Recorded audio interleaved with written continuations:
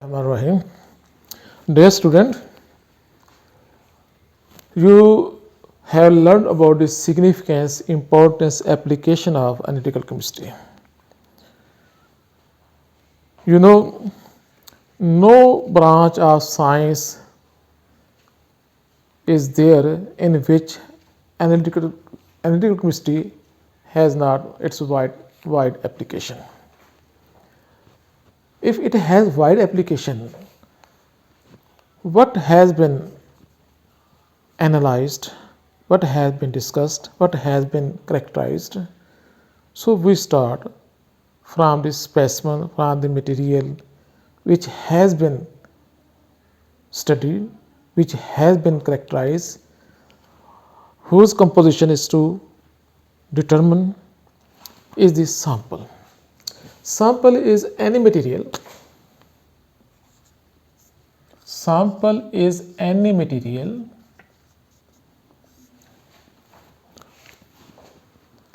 it is an analyte. It is any material whose composition is under study, whose characterization is under study, which we want to analyze. So, collection of sample, obtaining sample, preservation sample, preparation sample. This process has been done before analysis of the sample. First of all, a site is selected, site under study is selected, which part of the earth, which part of the universe, which substance, a rock, a you can say sample from a lake, from the bottom of a lake, Kyoda mines, sample from Kyoda mines, anything you want to analyze. First of it has been selected. After selection, adequate amount of that substance is picked up. Adequate amount mean reasonable, sizable, मुनासिब मिकदार में वो sample लिया जाता है. अब sometime sample is taken at a particular site, sometime different units from different you can say sites sample has been collected, then it has been mixed, it has been thoroughly mixed up, it has been thoroughly homogenized, then that sample is prepared according to the instrument employed. Sample collection, sample storage, sample is protected from environmental hazard, from heat, from radiation, from you can say moisture, from microbial attack, from geological, climatic, atmospheric complications. It has been saved, it has been stored, it has been you can say protected from moisture, so that the sample that has been obtained, the sample under study जिसकी आपने analysis करनी है, that should be properly stored in some you can say labware. Then the effect of air, effect of moisture is minimized by placing sample in air-locked polythene bags. It has been protected from sunlight by keeping it in amber bottle. It has been protected, preserved, saved from sunlight by keeping in thermopole or in cold cabinets or in some refrigerated at low temperature. Then that depends which type of technique will be applied for analysis. There are two types of techniques mostly used for analysis. One is non-destructive type of techniques. Other in which you can say some destruction has been noticed, has been observed. Destruction means its chemical composition has been changed by different chemicals. Different chemicals are used. By applying different chemicals, the chemical composition of the analyte of the sample is changed. Better technique is in which we do not change the chemical composition and the sample is analyzed by without changing its chemical composition, like you can see as refractometry, like spectrophotometry, like chromatography, like solvent extraction. So such technique in which the composition remains unaltered, composition does not change. You may say as it is a physical methods, physical techniques by which we analyze a material, we analyze a sample. Other is in which chemical composition change, like combustion analysis, like ACE analysis, basic analysis, mixture analysis, like thermometry, like thermogravimetry, like precipitation analysis, like you can say volumetric analysis, in which different substances are added up and a new substance is formed, and new substance has some set of new properties. So the better technique is non-destructive analysis. Nowadays, this non-destructive type of analysis may also be called as instrumental analysis. Destructive, in which composition change, the material is burned, say on burning paper. Paper contains carbon, hydrogen. This carbon is converted into carbon dioxide, hydrogen is converted into H2O. So the amount of carbon and hydrogen present has been determined by chemical analysis. Similarly, as we know, in organic analysis, elemental analysis, when it is to determine carbon, hydrogen, nitrogen, sulfur, halogen, we use sodium metal. Organic compound is heated with sodium metal and Leysin solution is prepared, sodium extract is prepared. This preparation of sodium extract, this preparation of Leysin solution, the composition of organic compound has been completely changed. When sodium is treated with organic matter, if carbon atom is present, it is converted into sodium cyanide. If there is presence of sulfur, then it is converted into sodium sulfide. If there is presence of halogens, then in Leysin solution, in sodium extract, there is formation of sodium chloride, sodium bromide, sodium iodide.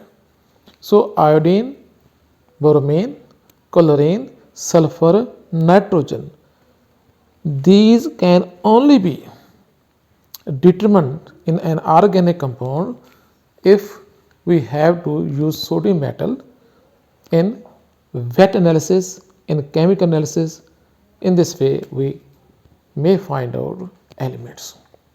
So it is chemical analysis, it is destructive analysis in which the chemical composition of the substance under study has been changed.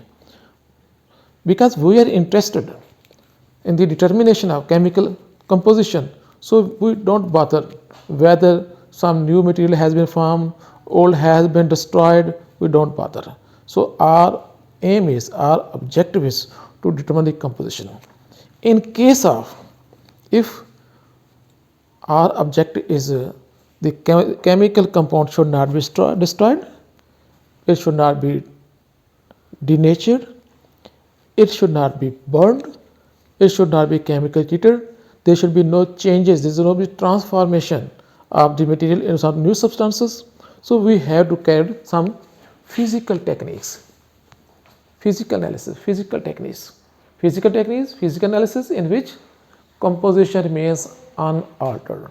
For example, there is a substance, say we have different carbohydrates, we have glucose, we have fructose, we have lactose, different substances.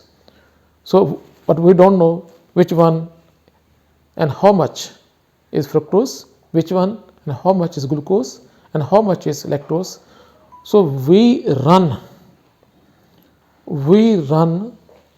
a standard after comparison with standard chromatographically. We may use as column chromatography, we may use as paper chromatography, we may use as thin layer chromatography, we may use as HPLC, we may use as FPLC.